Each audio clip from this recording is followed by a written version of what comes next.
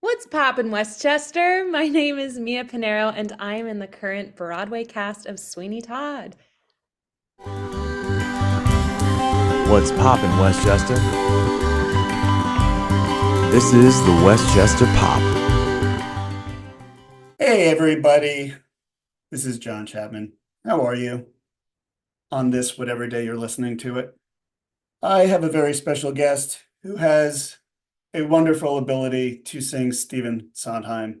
I don't have the ability to sing anyone on Broadway, any composer on Broadway, never mind the best composer to ever live. Mia, hi. Hi, John. How are you?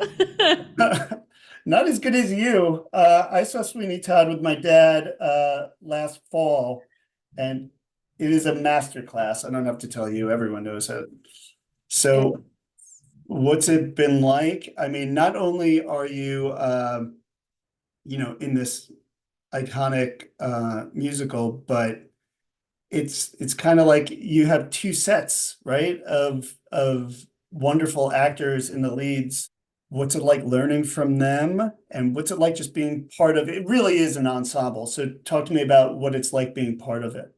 oh my gosh, I mean, it's an absolute dream to be working on what I think is one of the greatest pieces of musical theater we have. Stephen Sondheim is absolutely brilliant, and it's fun because I cover every single woman except for Mrs. Lovett. So that's 10 roles. That's Joanna, the beggar woman, and all the female ensemble. So it's a lot of notes, it's a lot of lyrics. But I was very lucky to be a part of the workshop back in, I think it was November, December of 2021. And Stephen Sondheim was actually supposed to be at that workshop and passed away, I think, 3 days prior. And which was, it was a somber experience to be in that room, but also he had given his blessing to this production, which is just remarkable and so special. But I remember getting the email of, it was like, Mia, we'd like to offer you to sing the soprano line in this workshop of Sweeney Todd. This will star Josh Groban, Annaleigh Ashford. And I was like, what? This is insane. Josh Groban, I've been listening to him since I was little, and my mom has absolutely loved him too. And it just was so surreal. Like, are you sure, me? And I saw I was going to be helmed by the Hamilton team, Tommy Kail and Alex Lacamoire. And just that week, getting to hear this score just at music stands was so thrilling, and starting to learn all those lyrics and all that music. I mean, I was going home and just plunking out those notes over and over just to get them in my ear. But it was just like the cool. I was like, I'm getting paid to do this. This is absolutely unbelievable. And getting to sit next to Ruth Ann Miles, who was, beginning her beggar woman journey. And it was so cool. And we did the presentation, and I swear there was like a flickering light bulb, and the lights were low, and it felt like, it was this really intimate group, and we felt like his presence was there. It just was really, really magical. And then fast forward to, I heard it was going to Broadway. I was thinking, gosh, I just hope I have the chance to be in this. Got to audition, put myself on tape, and the casting director wanted to see me for Joanna and the beggar woman to cover both roles. So I went into the audition with 10 cuts of music. And I think I had like maybe 3 or 4 days to prepare. I think maybe 4. And I sang 3 Joanna songs, 3 beggar woman songs, multiple ensemble, really, really hard music. And I went in because I'm crazy. I was like, I need to be memorized and ready to go and put my best foot forward. This is Sweeney Todd. And I think at that moment, they probably were like, okay, great. So let's have her be a swing, which is basically where you do all the things. And I had gotten the call to do it and was just so thrilled. And getting to work with Annaleigh and Josh was so inspiring. They're the most humble people you would ever meet, and just absolutely unbelievable. Annaleigh, just a masterclass in comedy and bringing just such an original take of Mrs. Lovett, and Josh Groban, just one of the greatest voices of our time. And you had mentioned, we have 2 new, a Sweeney and a new Lovett, Aaron Tveit and Sutton Foster, who are just so remarkable and wonderful. It's really cool to see the different takes, like how they are doing similar choreography or similar blocking, but they really make it their own.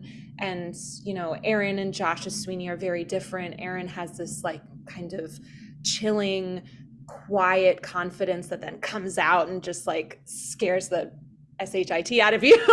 And then Sutton just giving a little bit of like a darker take, but still also very funny and physical comedy. And they're just also just lovely leaders and such kind people. So I think that the creative team really gathered a group of people that are so, we're so thankful and understand what an honor it is to do this piece.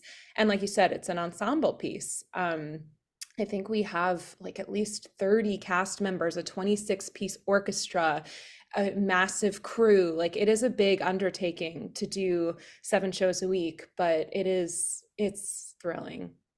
When I saw it, I was amazed how understated it is. Like I don't know if that's like the word for it, but like it could have been like overdone because it's such like a gory, show. Yeah. And the staging is just so it actually hits you harder the way that it's done, where the songs actually hit you harder and the performances hit you harder. Does that make sense? Totally. I mean, it definitely, like the pie shop is not a massive set piece. It's just the counter, or you have that bridge, or we start and it's just a bare stage. And I think that really helps you focus in on the lyrics and on the music. And they did a lot with, I mean, the lighting. Won a Tony Award. Natasha Katz is unbelievable. And there's smoke effects. And I think that there's a lot that was done with shadows, lights, and angles, and that's all really, really cool. The actual stage is kind of on an angle itself to be a little off-putting for the audience. So yeah, I think, and Stephen Hoggett's choreography, which is really inventive and really, really cool. The beginning being in a clump, almost like they were like, imagine you're like a can of worms, like crawling over each other, like in this society in London at this time. This class of people were just constantly trying to like come up for breath. And they were the Industrial Revolution, which you see the crane and how so many people died in factories there and just were treated like subhuman. And I remember they were talking about the set and how it has this big arch and it wanted to look like the sewer, which was kind of like an upside down cathedral. Like if you looked at the architecture of sewer systems, it was actually really beautiful and really like beautiful structures. And so it was finding, they would talk about like the beauty and the grotesque. And so I think that the set pieces that they have used and what it's a beautiful design, is really striking, and you don't need much. You had mentioned, and I had read that the show is actually it's closing, right? It's closing in May. Yes, unfortunately. Pie Shop closes May 5th. So May. get your tickets. So talk to me a little bit now that you can like kind of, I know you're still in the show obviously for a while, but what has this experience done? I know that you were in, I mean, West Side Story on Broadway too. You're not like totally spoiled rotten in your first two experiences on Broadway, but New York on Sondheim masterpieces, my first two, yeah, gorgeous revivals. but I mean, if you can, I know it's a little hard because you're still in it, but like reflecting on this experience, and we talked a little bit, before I hit record on here. What has this been like for you just from start to now? Oh gosh. I think that there was a line that I told myself a lot before going on stage, because this job is really, really hard. Being a swing, being an understudy, I don't think a lot of people understood the challenge of the job until COVID, really. There was a lot more advocacy and kind of exposing what this job is, because so many swings and understudies were going on stage when people were getting sick and just utilized more, and their stories being shared more. And I was always honestly to be very intimidated to do this job. I just thought, I don't know how people do it. I could never. But then when you're assigned to do the job, you have to figure it out. And what it challenged me to do is you might go on stage and not really know what's going to happen next because you haven't done the role before, or maybe you were the other ensemble member on the other side of the stage and now you need to go to the other side, sing a completely different line, handle completely different props, not bump into anyone. And how do you do that in front of, hundreds of people? So I would tell myself, what risks could you take if it didn't have to be perfect? Because being an artist, I think it's very easy to fall into the perfectionism of I have to do it right, or if I don't do it perfectly, will I ever get another job again? You have sometimes these limiting fear fears inside because this is such a challenging industry for every single one person. Tommy Kail, I'm so thankful he said this in our first rehearsal. He said, I know it was really, really, really hard for every single one of you to get here. Like, to just be in this room, you all had to work incredibly hard. And just to recognize that of it's not a given to be on Broadway. It's not a given to be in the theater. It's a competitive, challenging industry, and what an honor to do it. And I think that it really helped me play, be fearless, have fun, be really, really know what it means to be an ensemble and to be a team player and uplift and fill in where I need to. And, definitely have some ego checks of like, yeah, I might fall flat on my face or go to the wrong part sing the wrong line or whatever. And I'm not going to die. Like, I'm okay. This isn't brain surgery. And back in the day when people were creating skits around the campfire, you were just playing and having fun and telling stories. And that's what we're doing, just on a much larger scale and more money and more people. But just to try to keep that idea of risk and play and learning from people, I feel like I've been really able to, when I would track, which is, you go backstage and follow whomever you're going to go on for. So let's say I hadn't gone on for Joanna, I would follow her around backstage. And in doing that, I got to see what, the crew member blowing the smoke off the side, or someone in the lighting booth or in sound. Like, I got to really get a much fuller picture of what's happening. So just to say that this was my really like first full Broadway experience, because West Side Story was closed due to COVID, unfortunately. So I think I learned, it's like there's so much that I learned, just, yeah, to be brave and really proud of myself that there's so much I can do. I don't even think I realized the capacity I had in taking this job. I think it made me scared at first, and now I just feel confident and grounded and grateful. So that's a lot of different things. Talk to me a little bit about, you find out you're understudy, you're playing a role. You understudy all these, you mentioned being a swing and everything. Because you mentioned before we went live or whatever, that right before your wedding, you was Oh, it went on for Joanna? Joanna. Yeah, you went Yeah. on for Joanna. So like, when did you find that out?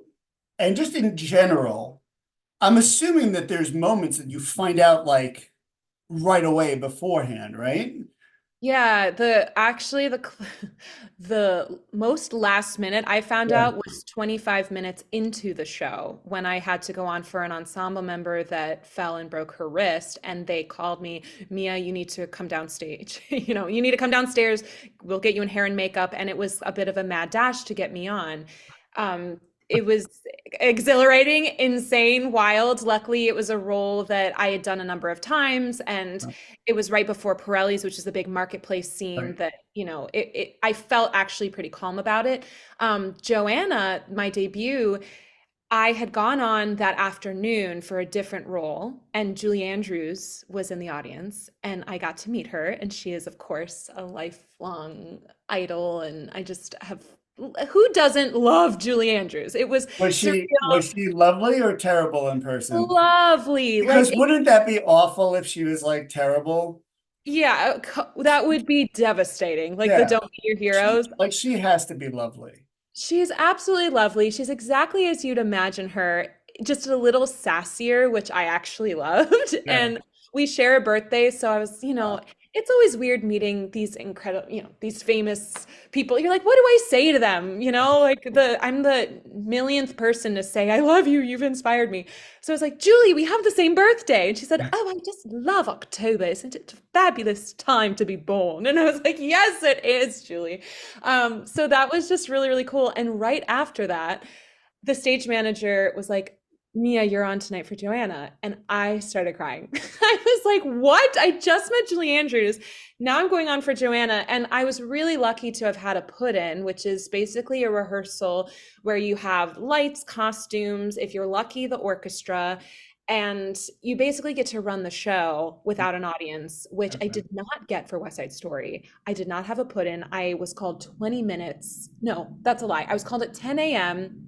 before matinee. I had 20 minutes of rehearsal.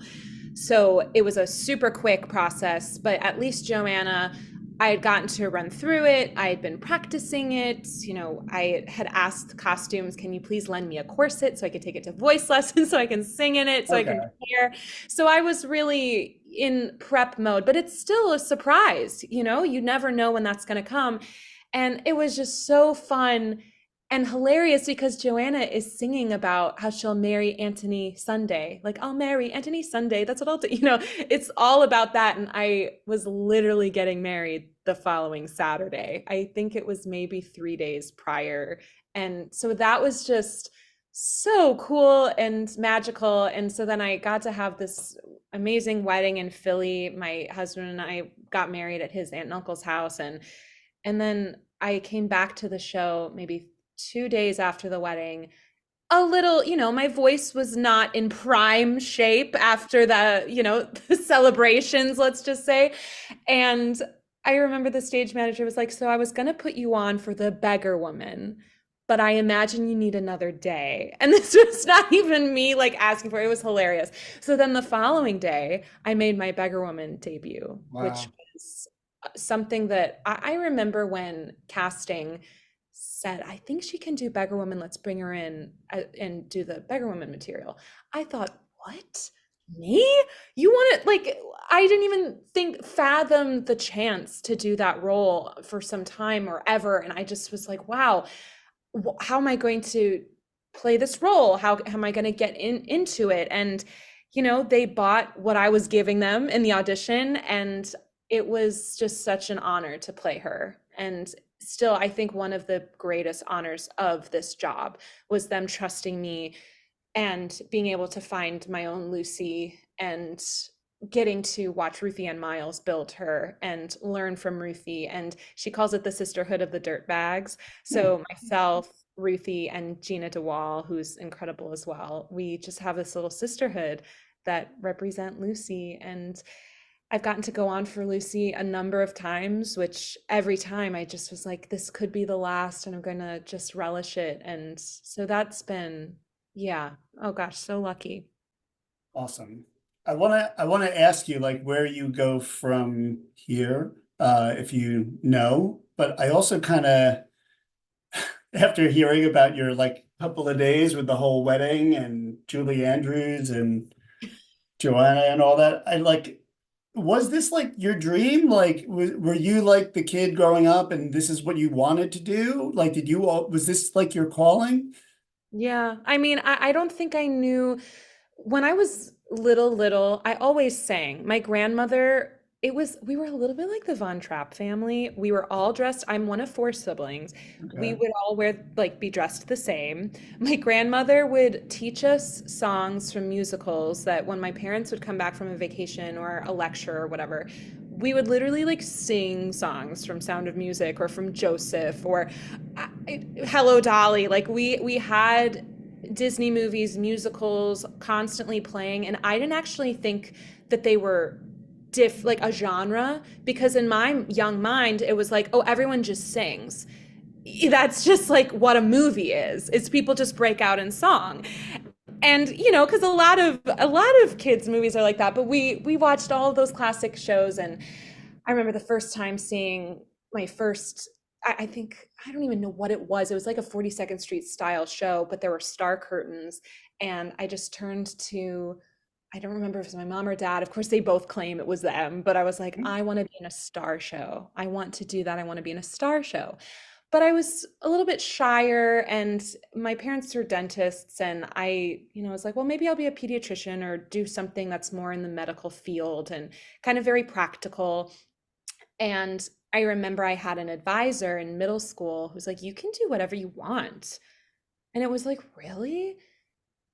Okay, well, I do love baking. At the time I had an easy bake oven. Like I do like to bake. I love to sing.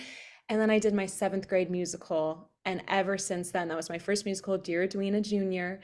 I was Edwina, and it was like, it was, the theater bug bit kind of thing. Right. So after that, every single play, musical, choir opportunity, anything I could do to sing, act, joined the forensics team in high school. Like I was so obsessed. I became obsessed with Sutton Foster, who is really the person, which is so surreal to get to work with her. I did Thoroughly Modern Millie my sophomore year. I played Millie, which was just like, felt like the highlight of my career. And I watched videos of her in Broadway rehearsals, and I thought, oh my gosh, so this is a thing. This is like, because I was in Wisconsin. I had never gone to a Broadway show before. Again, musicals seemed like just woven in the fabric of life. I didn't know it was an industry per se. And then I started going to more shows in Chicago. So I was seeing a lot of these touring casts, which I did see Annaleigh Ashford in Wicked there. So it's all these crazy things that I actually got. There's a photo of me as like this middle school teeny bopper getting to meet her. And I sent her that photo as like a closing gift. And she, voice memoed me, oh my God, this is unbelievable. It's just crazy when you're listening to these voices, or like Josh Groban on my CD player, and then you get to work with them. And this was, a lot of people at the time when I was really thinking about pursuing it, there were the people who said, yeah, go for your dreams. And then who were like, there's a 99% chance this doesn't happen. Yeah. What's your backup plan? Or are you prepared to be kind of the starving artist and for life to be kind of rough for a while? And I was just like, yes, I'm prepared, not actually knowing what that would look like, like Yeah. just the kind of idealized concept of I'm going to do whatever it takes and I'm going to make it happen. And Broadway became the dream. And I was just looking last night, I was on for Soprano 2. I was watching the monitor, I was hearing Sutton sing By the Sea, and I just was like, I am literally my younger self's like dream actualized. And that is so wild. Like it's become now more routine. Like I go, I wake up, I have my breakfast, I take the subway, I go to rehearsal, I do the show, I come home, like day in, day out for a year and 4 months. And it starts to become just your life, And it never gets old, but it just becomes your life. And sometimes I have to stop myself, and it's cool too. Backstage when I was younger in my high school shows, I would look up at the rafters of the theater and see all of the lights, and you'd see behind the set, which is always like cardboard, or like it's not fancy, where the outside is gorgeous. And I always would take a moment before my shows and kind of look up. And it became this ritual when I would go to different theaters in college, around the country, in my regional jobs, on Broadway, and just I would look up. And it's funny because, they say it's like Broadway is just a street. And it sort of is. Like you look up and they're all similar, just some are bigger, some have higher ceilings, some have more elaborate sets, but it's still you standing backstage with your two eyeballs about to make an entrance. And that's all I wanted to do, was to keep having that feeling over and over. And I get to do that. And I still can't believe it. That's awesome. So I guess the question is what happens next for you? Do you know yet? I'm auditioning for stuff. There's nothing that's set in stone. There's potentially something brewing for the fall. I also, who knows? It's so funny. I remember even different regional jobs I'd have that were, 2, 3 months. What's next? What's next? Yeah. And commonly it would be like, oh, my catering job or my Mhm. cocktail waitressing Yeah. job. Um, Hopefully that's not going to happen this time Yeah. around, but you never know. You might have to pick up your survival job again, which, we can't be above it. But for right now, something that I do have on the books, which I'm very excited, is my best friend since we were 6, and we also did shows together. We're taking a trip to the Azores Islands outside of Portugal. So we're taking a little post-Sweeney celebratory trip with each other, which will be really, really magical because I absolutely love to travel. It's hard to it's expensive. It's hard to schedule sometimes with our crazy schedules, but if you have a job that you can kind of line it up. So we're definitely doing that. And yeah, who knows? Like I said, we're still kind of auditioning and seeing what's going on, but I luckily have a new managing team, which is amazing that I've gotten through Sweeney. So they're helping me kind of be strategic and figure out what next steps are. And it just feels really awesome to have some new people on my team to, help us plan for the future and what the next best step was going to be. I think you're gonna be somewhere and you're not saying Well, it. Which is totally there are fine. things up in the air. Yeah. Let's say there's nothing, there's no contracts signed, there's nothing, that we know. But there's things that are brewing. It's gonna be great. Yeah, it'll be fun. It'll be fun. And another, who knows, just the other day, so I did a solo show before, when was that? That was in 2022. I made an album during the pandemic called Growing Up, and it was recorded in a friend's living room, and it's cover songs of Sondheim to Donald Glover, John Mayer, Rodgers and Hart. So it's an eclectic mixtape, of kind of a reflection of things I was experiencing and learning during the pandemic. And so then I made a solo show. I did it at 54 Below, which was just unreal and emotional and wonderful.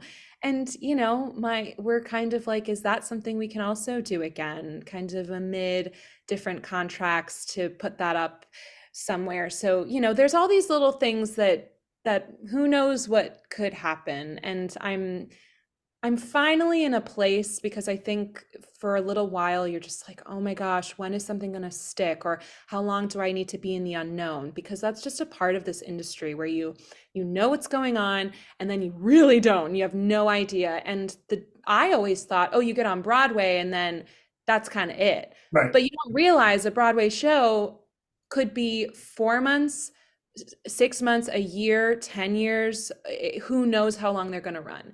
So now it's the first time that I've been in this kind of stable environment, and we're about to go back into the unknown, but I've never felt more secure and trusting, because I think after experiencing especially COVID, that was such a scary unknown. And then pretty much I came back to the city. I heard West Side was closing. The next day I found out I was going to do Woman One at Paper Mill Playhouse, which was a dream theater to work at. And when that closed, maybe 3 weeks after that, I got the call to do the Sweeney workshop. And Sweeney didn't happen for another year and some change, but I think I'm starting now to have a little bit more trust that I might not know sometimes, but good things, you plant seeds all along the way, and you hope that they're growing somewhere over there and they'll sprout at some point. So just trying to be optimistic. Yeah, you should be.